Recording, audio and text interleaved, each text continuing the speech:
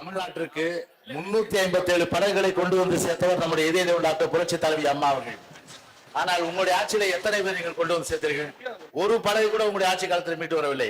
ஆனால் 357 படகுகளை மீட்டு கொண்டு வந்தவர் நம்முடைய புரட்சி தலைவி அம்மா அவர்கள். அது மட்டும் இல்ல, 18 படகு கொண்டு வர முடியாத ஒரு நிலை.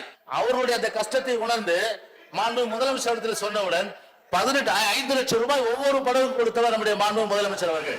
உங்களுடைய ஆட்சியில் ஒரு படகு 5 லட்சம் ரூபாய் கொடுத்திருக்கீங்களா? நீங்க உங்களுடைய தலைவர்களை போல நான் மீனவர்களை பேராசை பிடித்தோம் என்று சொல்ல மாட்டேன். 2017-18 ஆண்டுக்கான மானிய கோரிக்கைகள் மீது விவாதம் வாக்கெடுப்பு எவ்வளவு கொடுத்தாச்சு வாய்ப்பு? இன்னும் என்ன பேசுறீங்க? எல்லா வாய்ப்பும் உங்களுக்கு கொடுத்தாச்சு.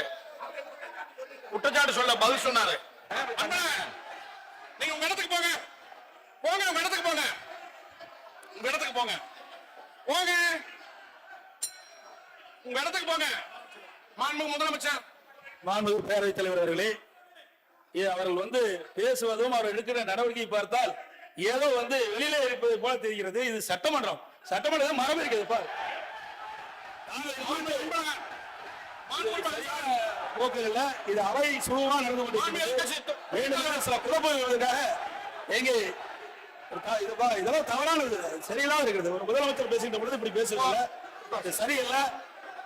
ஒரு குழப்பம் அமைப்பதற்காக அவர்கள் முன்னெச்சரிக்கை இங்கே இப்படிப்பட்ட ஒரு நிகழ்வை நடத்திக் கொண்டிருக்கிறார்கள்.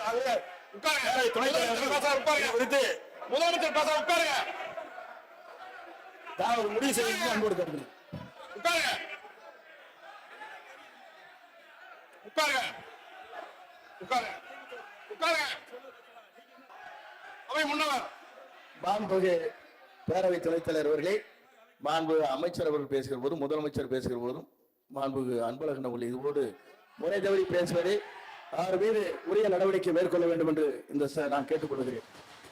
நீங்க அமைதியா உட்கார்ந்தீங்களா இல்லையா? அவை காவலர்கள் அன்பழகன் அவர்களை வெளியேற்றுமாறு கேட்டுக்கொள்கிறேன்.